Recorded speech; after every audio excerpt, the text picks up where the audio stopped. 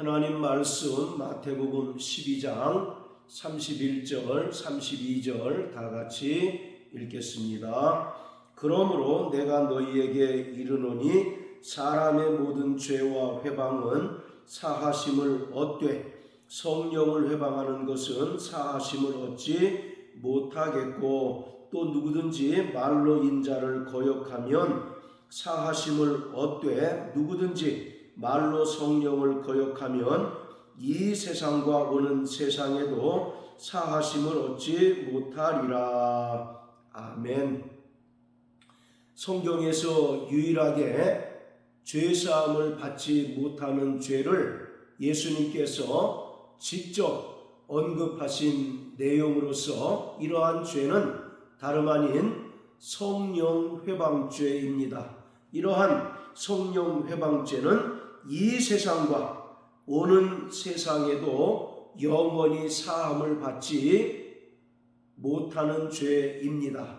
자, 우리 다 같이 요한일서 5장을 보시겠습니다. 요한일서 5장 13절부터 17절까지입니다. 내가 하나님의 아들의 이름을 믿는 너희에게 이것을 쓴 것은 너희로 하여금 너희에게 영생이 있음을 알게 하려 함이라. 그를 향하여 우리의 가진 바 담대한 것이 이것이니 그의 뜻대로 무엇을 구하면 들으심이라. 우리가 무엇이든지 구하는 바를 들으시는 줄을 안즉 우리가 그에게 구한 그것을 얻은 줄을 또한 아느니라. 누구든지 형제가 사망에 이르지 아니한 죄 범하는 것을 보거든 구하라.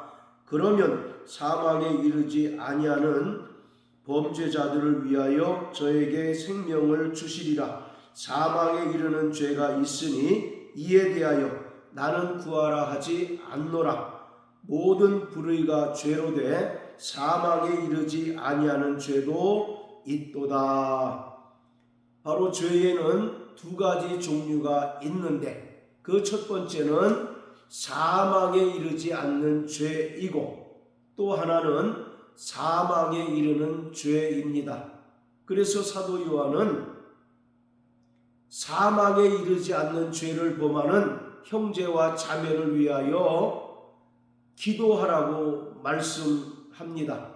그래서 그가 죄를 회개하고 돌이키면 하나님께서 그의 죄를 사하시고 은혜를 베풀어 주신다는 것입니다. 반면에 사망에 이르는 죄는 영원히 사함받지 못하는 죄이기에 이런 죄를 범하는 자를 위해서는 기도하지 말라고 말씀하고 있습니다. 여기서 사망에 이르지 않는 죄는 구원받은 성도라 할지라도 일시적으로 믿음이 연약해지고 또 죄의 유혹으로 인하여 얼마든지 죄를 범할 수 있는 개연성이 있습니다. 그렇기 때문에 사망에 이르지 않는 죄는 일시적으로 범하는 죄를 가리킵니다. 이러한 것은 얼마든지 우리가 죄를 자백함으로써 하나님 아버지께로부터 사하심을 받을 수 있습니다.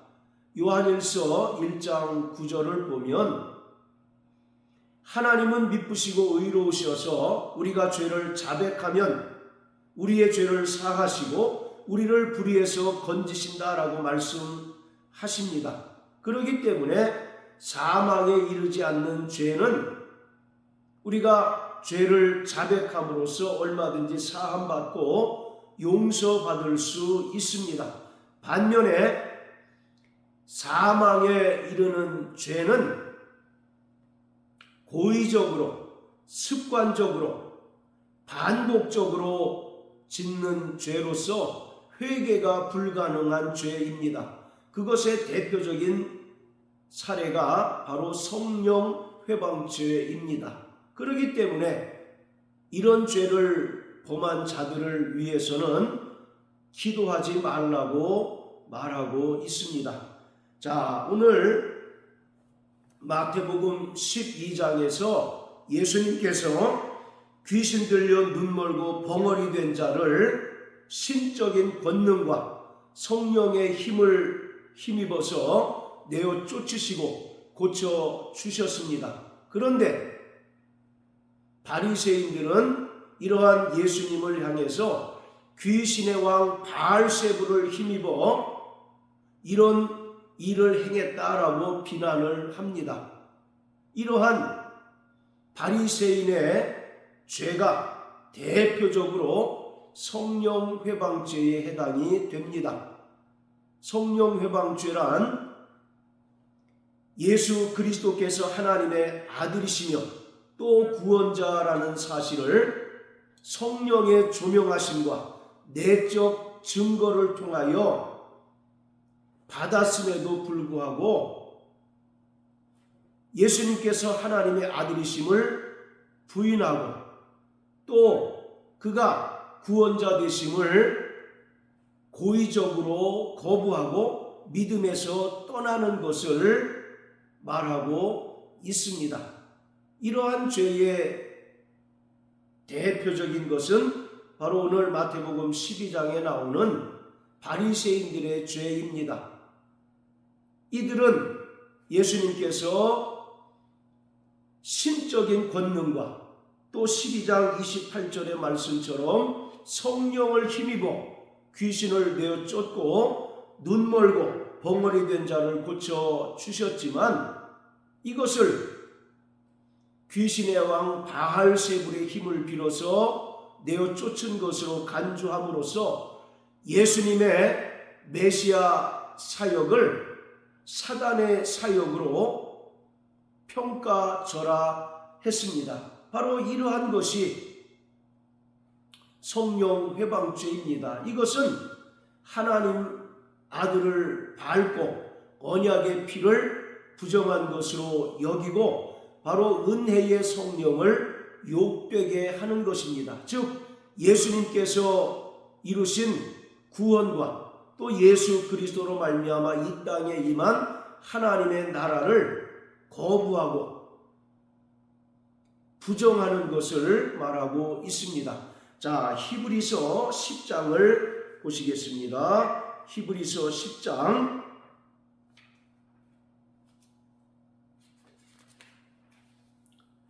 자, 26절부터 31절까지입니다. 우리가 진리를 아는 지식을 짐짓 받은 후 짐짓죄를 범한 즉 다시 속죄하는 제사가 없고 오직 무서운 마음으로 심판을 기다리는 것과 대적하는 자를 소멸할 맹렬한 불만 있으리라. 모세의 법을 폐한 자도 두세 증인을 인하여 불쌍히 여김을 받지 못하고 죽었거든 하물며 하나님 아들을 밟고 자기를 거룩하게 한 언약의 피를 부정한 것으로 여기고 은혜의 성령을 욕되게 하는 자의 당연히 받을 형벌이 얼마나 더 중하겠느냐. 너는 생각하라. 원수 갚는 것이 내게 있으니 내가 갚으리라 하시고 또다시 주께서 그의 백성을 심판하리라 말씀하신 것을 우리가 아노니 살아계신 하나님의 손에 빠져 들어가는 것이 무서울진저. 자, 29절에 보면 성령회방죄에 대해서 정확하게 개념 정리를 하고 있는데, 첫째, 하나님 아들을 밟고 자기를 거룩하게 한 언약의 피를 부정한 것으로 여기고 은혜의 성령을 욕되게 하는 것입니다. 즉 성령을 통해서 예수님께서 이 땅에 말씀이 육신이 되어 오신 그리스도이시며 살아계신 하나님이시며 그가 십자가에 달려 죽으시고 부활하셔서 인간의 모든 죄를 속량하신 구원자이심을 성령의 증거를 통하여 깨닫고 믿었지만 하나님의 아들을 밟고, 즉 예수께서 그리스도이시고 하나님의 아들이심을 부정하는 것을 말합니다. 그리고 예수님께서 친히 십자가에 달려 죽으시고 흘리신 그 대속의 피, 언약의 피를 부정하고 부인하고 또 성령을 욕되게 하는 것이 바로 성령 회방죄입니다. 이러한 죄는 결코 사함을 받지 못할 뿐만 아니라 26절의 말씀처럼 다시 속죄하는 제사가 없어 회개가 불가능합니다. 그러므로 이러한 자들을 위해서는 맹렬한 심판의 불만 기다릴 뿐이다 라고 말씀하고 있습니다. 자, 또 히브리서 6장입니다. 자, 히브리서 6장 4절부터 8절까지입니다. 한 번 비침을 얻고 하늘의 은사를 맛보고 성령에 참여한 바 되고 하나님의 선한 말씀과 내세의 능력을 맛보고 타락한 자들은 다시 새롭게 하여 회개케 할 수 없나니 이는 자기가 하나님의 아들을 다시 십자가에 못 박아 현저히 욕을 보임이라. 땅이 그 위에 자주 내리는 비를 흡수하여 밭가는 자들의 쓰기에 합당한 채소를 내면 하나님께 복을 받고 만일 가시와 엉겅퀴를 내면 버림을 당하고 저주함에 가까워 그 마지막은 불사름이 되리라. 6절에 보면 타락한 자들은, 즉 이들은 배도한 자를 말합니다.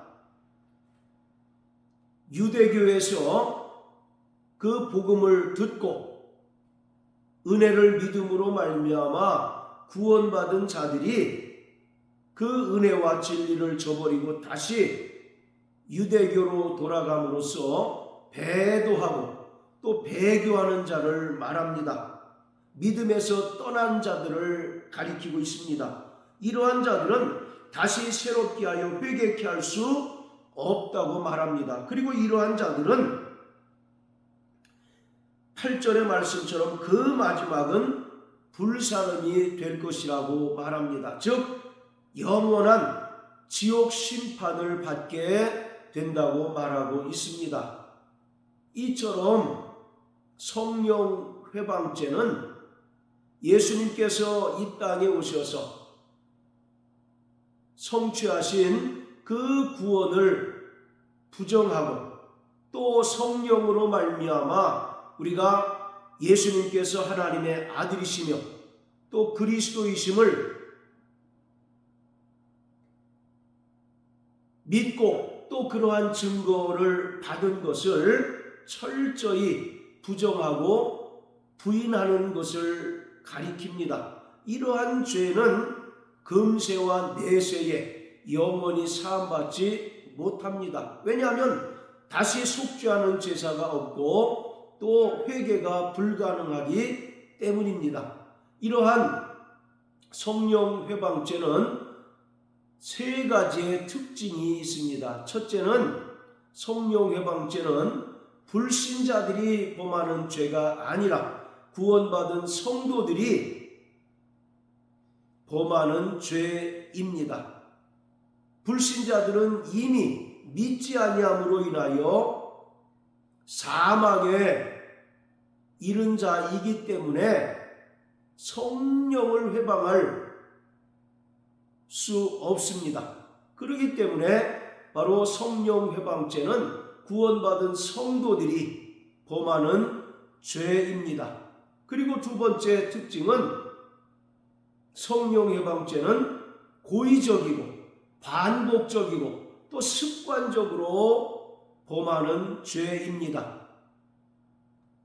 요한일서 5장에서 사망에 이르지 않는 죄는 일시적인 죄라고 말씀을 드린 반면에 사망에 이르는 죄, 즉 성령 회방죄는 고의적으로 짓고 또 습관적으로 반복적으로 짓는 죄입니다. 그러므로 구원을 상실하고 또 믿음에서 떠나게 되는 것을 말하고 있습니다.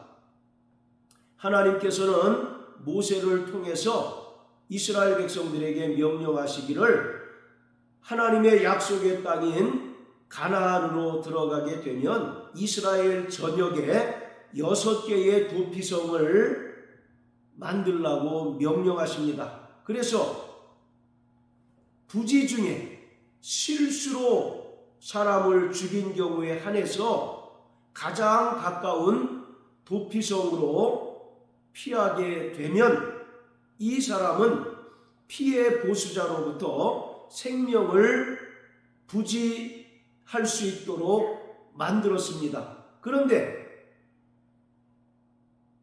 실수로 또는 부지 중에 사람을 죽인 경우가 아닌 고의적이고 계획적이고 의도적으로 사람을 죽인 경우는 이가 아무리 도피성으로 피했다 할지라도 그 도피성을 관장하는 제사장의 그 주관하에 벌어지는 재판을 통해서 명백하게 고의적이고 의도적인 범죄라는 것이 발각이 되면 도피성에 들어가지 못하고 내쫓김을 당합니다. 그러면 이 사람은 그를 쫓아오는 피해 보수자로부터 반드시 죽임을 당하게 됩니다. 이처럼 고의적으로 범하는 죄가 바로 성령 회방죄입니다.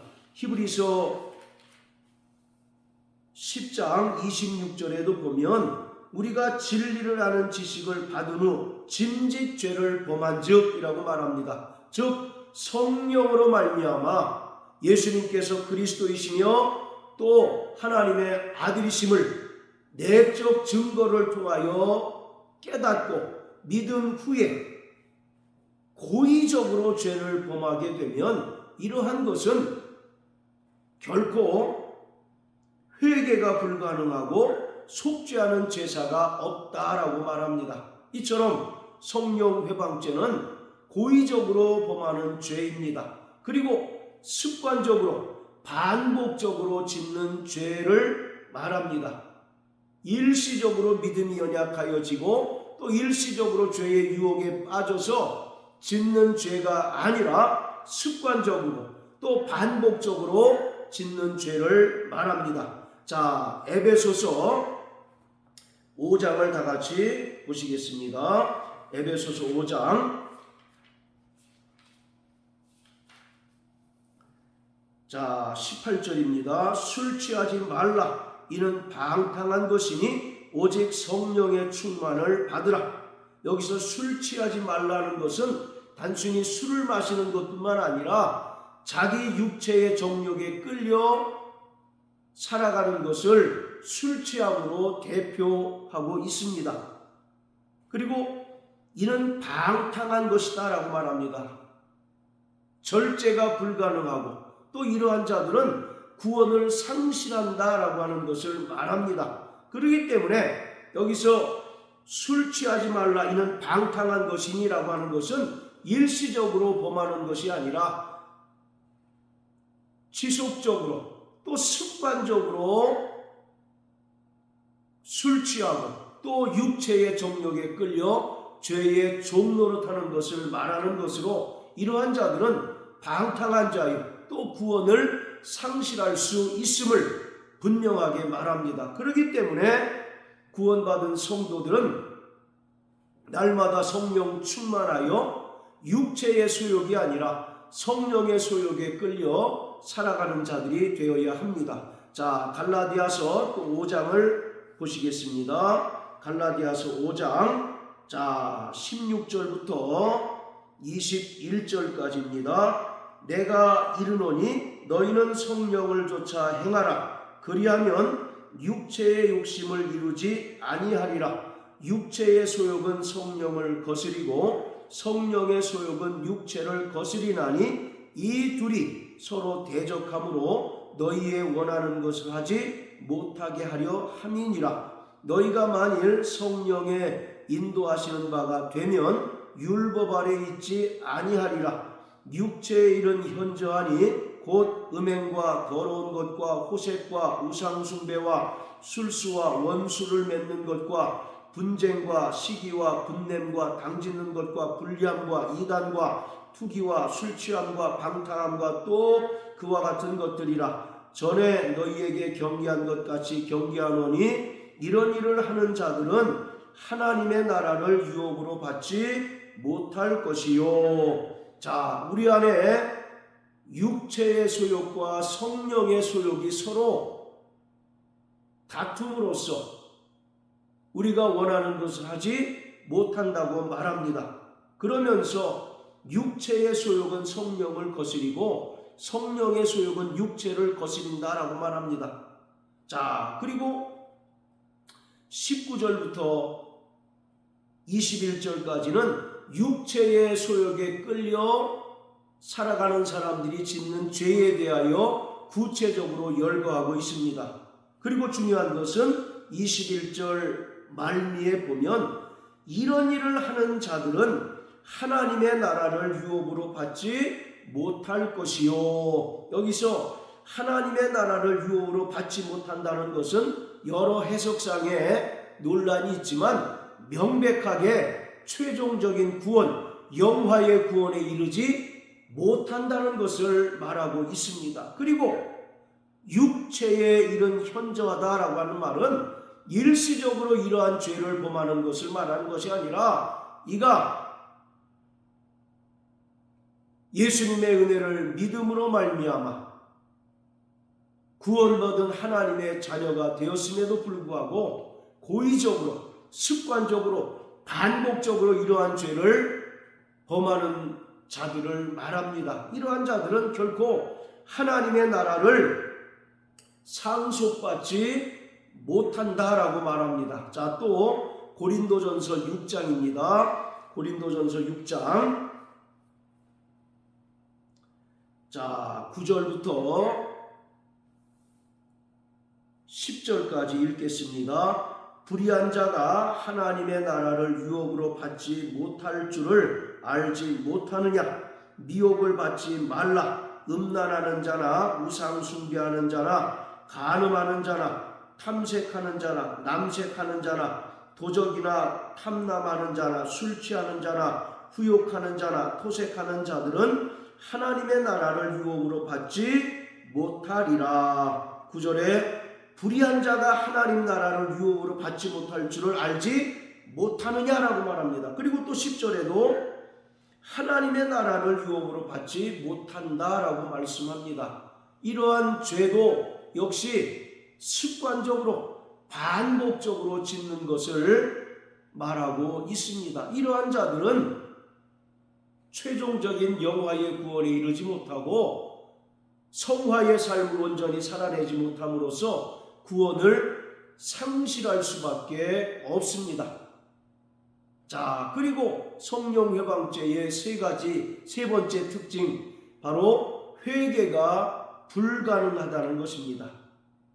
이들은 이미 어떤 면에서 양심에 화인 맞은 자로서 회개할 믿음조차 상실해 버렸기 때문에 회개가 불가능합니다. 회개할 수 없는 지경에 처하게 됩니다. 자, 이처럼 성령 회방죄는 첫 번째, 불신자들이 범하는 죄가 아니라 구원받은 성도들이 범하는 죄요. 그리고 둘째는 고의적으로 습관적으로 반복적으로 범하는 죄이며, 그리고 세 번째, 회개가 불가능한 죄인 것입니다. 그렇기 때문에 종말을 살아가는 구원받은 성도들은 날마다 육체의 정욕에 끌려 죄의 종노릇하며 살 것이 아니라 성령의 소욕을 따라 살아가며 또 성령의 열매를 맺는 자들이 되어야 합니다. 우리는 주님의 명령을 따라서 침례 받은 자들입니다. 침례란 첫사람 아담에 속한 옛사람을 물속에 장사 지낸 바 되고 부활하신 예수님과 연합한 구원의 표입니다. 그렇기 때문에 이제 구원받고 또 주님의 명령을 따라 침례를 받은 자는 더 이상 육체의 정욕에 끌려 죄의 종노릇하는 삶을 살아서는 결코 안 됩니다. 날마다 성령이 교회들에게 하시는 그 음성을 듣고 성령의 인도하심을 따라 하나님의 거룩하심과 같이 거룩한 성화의 삶을 살며 또 하나님께서 기뻐하시는 성령의 열매를 맺는 자들이 되어야 합니다. 우리는 날마다 성령 충만해야 할 분명한 이유가 여기 있는 것입니다. 그러므로 사랑하는 성도 여러분, 날마다 육체의 소욕에 끌려 죄의 종노릇하는 자가 아니라 날마다 성령 충만하여 거룩한 성화의 삶을 살아내며 주님 기뻐하시는 성령의 열매를 맺는 저와 여러분들 되시길 예수님 이름으로 축복합니다. 할렐루야.